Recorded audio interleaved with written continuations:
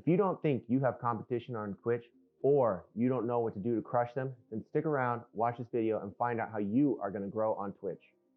Let's look at Timmy, a brand new Twitch streamer. What does he have to do, or what is he gonna do to grow on Twitch? And trust me, it's gonna take a little bit more than eating some pizza. And what does Timmy do to crush his competition on Twitch? Before we start, let's talk about the most important person on Twitch to any new streamer, the browser. Somebody actively looking for somebody new to watch on Twitch, whether it's a new video game or a new niche that they're not familiar with and looking for a new streamer, or perhaps it's something that they are familiar with, but all of their favorite streamers are not online. Now is the time to bring them into your channel. So what does Timmy do to make sure that the browsers, the people scrolling for new streamers, click on his? He makes sure that everything about his thumbnail is attractive and eye-catching. Twitch generates thumbnails anytime somebody clicks on the browse function and updates them about every minute and a half or every 2 minutes. So it's very important that your thumbnail always looks its best. Timmy knows this, so he uses 4 methods to make sure that his thumbnail stands out from his competition and draws in more browsers. The first thing that Timmy does is he makes sure that his titles are interesting. Studies have shown that interesting titles have a much higher impact on browsing. We use titles that will intrigue browsers and entice them to click on your stream or Timmy's rather than continue scrolling. What makes a good title, you may ask? It's generally one of 2 things. One, you can use a question, whether that's game related, like better brother, Mario or Luigi, or most difficult League of Legends character to master, or biggest throw character in any specific game. Anything that is asking a question that either that the browser will click on your stream to find out, or a question that they will want to answer themselves. Either one works. You can also have silly titles that may invoke a response, something non-game related like, what's the better pet, cats or dogs? What's the better sport, football or soccer? Or football or football.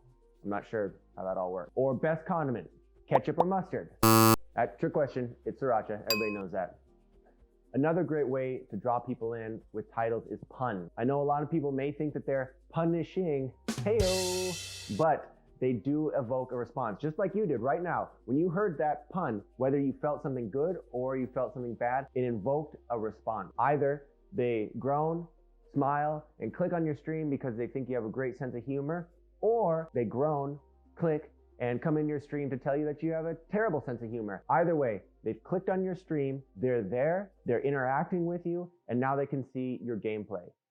That's all you wanted. So what Timmy does is he takes some time to write out stream titles. Put some time aside, write out some game-related titles, write out some non-game related titles that you can always fall back on, or if you change categories.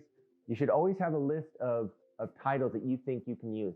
If your stream title is just day 1244 of grinding out Pokemon, that's not gonna be it. You need to stand out from everybody else, and making something sound monotonous and tiring isn't gonna be it. It's not the way. You should also try and include recent events or topical.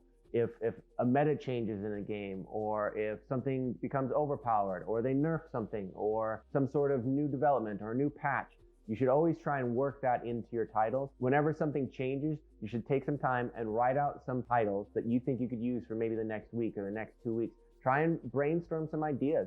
If you're trying to think up something clever right before you push the let's go live button, it's probably not that great. Take some time. It's the most important thing you can do. The next thing Timmy does is regarding his content and his category.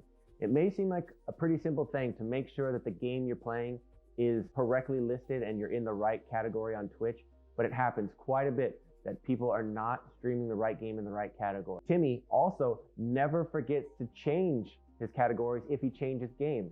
That's a big, big no-no. Do not forget.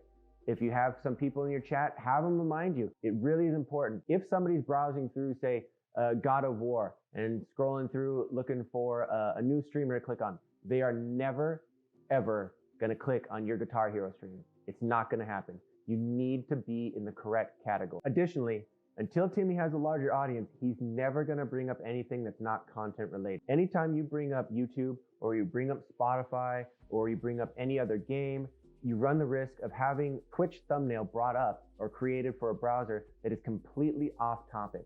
If somebody's looking for a Dota 2 streamer and they're scrolling through and they're like, oh, this person has a pretty interesting thumbnail, and then they look at the gameplay and for some reason you're watching Gordon Ramsay, they're not going to click on it. Or if they just see a random YouTube page, they're not going to click on it. Those people are looking for a very specific thing, and if they don't see it, they're not going to click. You just have to keep the game on screen because you never know when a thumbnail is going to be created. And if you've made it this far, I hope you're liking the video. Please make sure to like and subscribe with notifications on so that you can find your way back anytime a new video is posted. The next thing that Timmy's going to use to make sure that he grows faster than his competition is BRB screen. This may not seem like much, but being able to bring up a BRB screen anytime you get up is a very important thing. If you get up and you leave an empty chair and somebody's looking for a streamer and all they see is an empty chair, they're not going to click. They don't know, did you accidentally leave your stream on? Are you going to be right back? What is going on? They don't know. All they know is there's just an empty chair. They're not going to click. If you bring up a be right back scene, then at least if somebody's scrolling through, they can see, hypothetically, this person's going to be right back. So you can use whatever be right back scene you want. Personally, I really like something that's a transparency either on the bottom or the right or left-hand thirds so that you can bring it up over gameplay. Like let's take a look at Seagull's old BRB screen. I really like that because he could bring it up over any game he was playing. So if somebody was scrolling through, they could see that he was actively playing the game, but he was just going to be right back. And also he used it as a opportunity to plug his social media account. So no matter what be right back scene you choose, use it. If you get up, use it. It's a small thing, but it's all these small things that really add up. The last thing that Timmy uses to bring in competition is having an interesting webcam screen. It is a small portion of your overall thumbnail, but it still makes a difference. Just like when people searching for new streamers do not want to see an empty chair, they're not going to click on it. What they do want to see is who the streamer is. Who are they going to watch? By having a well-lit, vibrant scene, you're much more likely to attract viewers into your stream than if it's dark and they can't see anything. And I'm not saying you can't have a darker, moodier scene if that's your thing, but it needs to be eye-catching. As I've mentioned in previous videos, it's possible to find a ring light for under $15.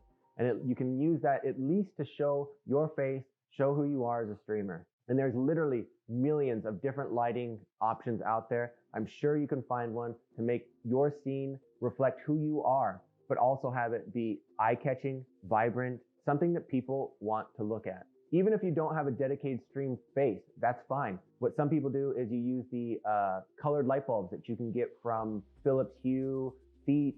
There's many different manufacturers. You replace your normal light bulbs with those.